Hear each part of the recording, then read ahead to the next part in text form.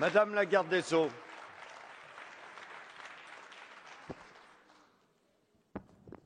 Monsieur le Président de l'Assemblée nationale, Mesdames et Messieurs les députés, Monsieur le Président de l'Assemblée nationale, je veux vous renouveler mes remerciements, mais surtout ma profonde admiration pour la qualité de la présidence chaque fois que vous avez été au perchoir, pour votre attention extrêmement vigilante, pour la bonne tenue de ces travaux, pour le bon déroulement de ces discussions. Je veux saluer également la présidence qui a été assurée par le vice-président et par les deux vice-présidentes qui ont été tout à fait à la hauteur de cette lourde responsabilité sur un texte aussi difficile, avec des échanges parfois aussi tendus. La qualité de la présidence, d'une façon constante, a contribué très, très fortement à détendre, à concilier parfois et à faire en sorte que nous puissions conduire à terme ces travaux. Je veux remercier et saluer les équipes de l'Assemblée nationale, mais également des groupes, aussi bien du groupe de la majorité que du groupe de l'opposition. Ce sont des fonctionnaires qui ne comptent pas leur temps, qui ont vraiment le sens du service public, qui savent ce que c'est que donner, se dévouer, qui ont été là et manifestement là, contents d'être là, c'est-à-dire sans exaspération, sans montrer un seul instant que ces débats étaient trop longs, que peut-être ils paraissaient fastidieux.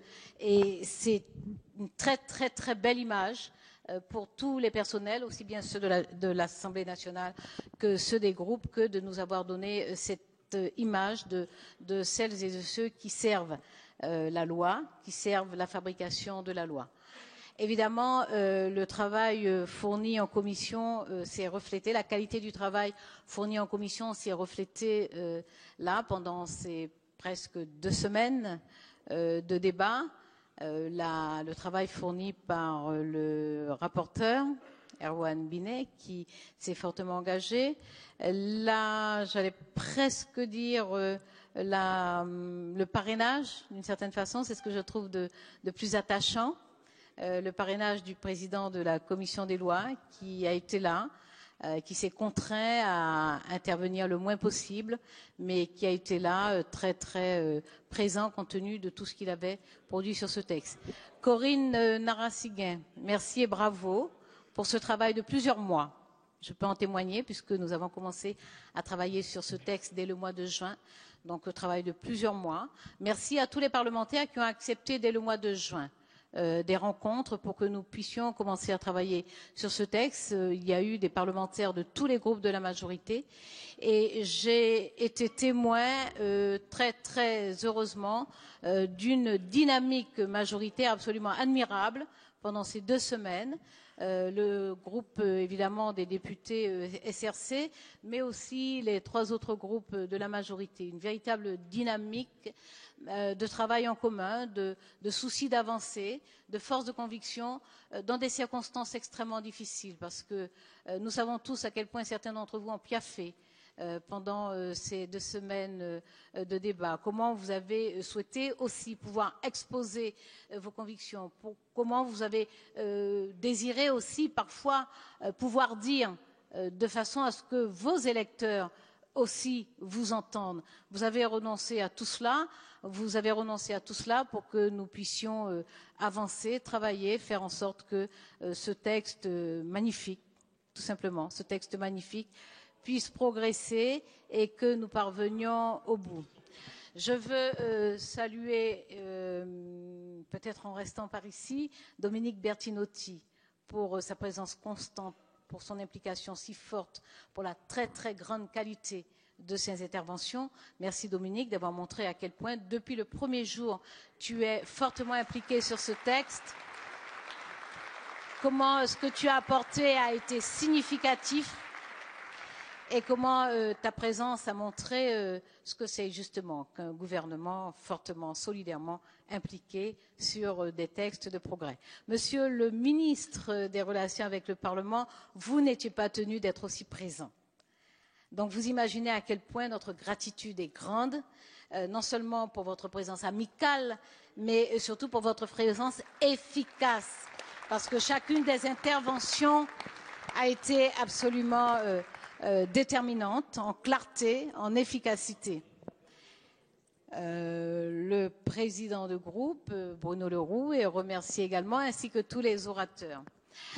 Je me tourne vers les députés de l'opposition pour saluer, mais je sais qu'ils savent que c'est fortement sincère, profondément sincère, ceux qui, depuis les premières heures, sont fortement impliqués sur ce texte, ceux qui ont bataillé pied à pied. J'ai noté dans la dernière intervention de Monsieur le Président Jacob les restes d'une acrimonie que j'ai entendue pendant ces 2 semaines, mais ça n'a pas d'importance parce que tout cela va s'évaporer. Ce qui va rester, c'est vraiment le contenu, le fond, la grande tenue d'intervention d'un certain nombre de députés qui ont été là depuis la première heure et qui ont tenu bon jusqu'à la dernière minute. Et merci d'avoir montré à quel point vous prenez au sérieux ce texte de loi, à quel point vous attachez de l'importance à la qualité de la loi que nous fabriquons. J'ai vraiment apprécié fortement la façon dont vous êtes battus sur vos convictions, sur vos idées. Il a fallu parfois meubler. C'est un exercice inévitable. Mais pour certains d'entre vous, vous avez contribué vraiment à faire en sorte que cet exercice législatif soit un grand et bel exercice. Nous sommes maintenant au terme d'un texte de loi que nous avons élaboré ensemble et que nous aurons grand plaisir, en tout cas que j'espère vous aurez grand plaisir. Moi, je vais voter de cœur, simplement, mardi, mais voilà, nous arrivons au bout d'une bataille, une véritable bataille pour convaincre, pour expliquer. Et je crois que la meilleure réponse que nous ayons obtenue, c'est l'évolution plus claire, plus forte encore de l'opinion publique en faveur de ce texte. Je crois qu'il n'y a plus d'ambiguïté. La société française, qui s'était déjà fortement impliquée depuis plusieurs mois, qui a participé au débat dont vous avez pris l'initiative et dont d'ailleurs également des parlementaires de l'opposition ont pris l'initiative. Parfois, ils ont aussi accepté de venir participer à des débats contradictoires.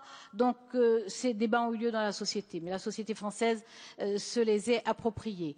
J'ai entendu une expression qui m'a beaucoup surprise, c'était celle du bon sens paysan. Ma première réaction, la première fois que j'ai entendu les Français avec leur bon sens paysan, j'ai eu un sursaut en disant comment un peuple si cultivé, si érudit, si politisé, on nous explique qu'il raisonne sur un sujet de société avec un bon sens paysan. Et le ministre des Relations avec le Parlement est venu montrer comment dans les milieux ruraux, comment dans la société rurale française, il y a une forte adhésion, plus forte encore que dans les milieux urbains. Et je crois que cela illustre tout simplement qu'effectivement ce peuple ne se contente pas de bon sens paysan, il a du bon sens, il a un rapport au territoire, il a un rapport à la réalité, mais il s'élève constamment au-dessus de la contrainte du territoire, au-dessus de ces fameuses lois naturelles qui n'ont rien à voir avec les droits naturels, au-dessus de ce qui est déterminisme et destin déjà écrit. Ce peuple a montré constamment dans son histoire qu'il savait se hisser, qu'il savait s'élever, et c'est la démonstration qu'il a faite. Je crois que c'est vraiment le plus beau cadeau que nous pouvions recevoir. C'est à vous que nous le devons. Merci.